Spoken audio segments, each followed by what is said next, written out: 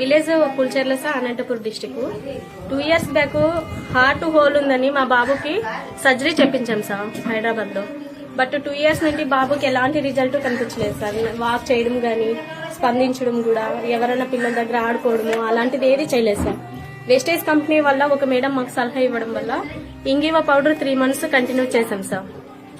తర్వాత ఇంగివా పౌడర్ తో సహా కొలెస్ట్రాల్ ఫీడింగ్ తనకి ఒక 1.5 month నుంచి ఇస్తున్నాం. టోటల్ గా 4 months నుంచి బాబు వెస్టేజ్ కంపెనీ ద్వారా అందించే ఫుడ్ మెడిసిన్స్ ని తీసుకుంటున్నాడు బాబు.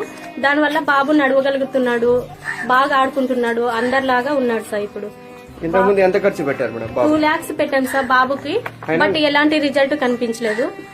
ఇంగివా పౌడర్ వల్ల 1500 3 డబ్బాలకి కలిసి 3 bottles కలిసి 1500 అయింది. 1 బాటిల్ కొలెస్ట్రాల్ ఫీడింగ్ వల్ల 1600 అయింది. బట్ 2200 వల్ల మా బాబు చాలా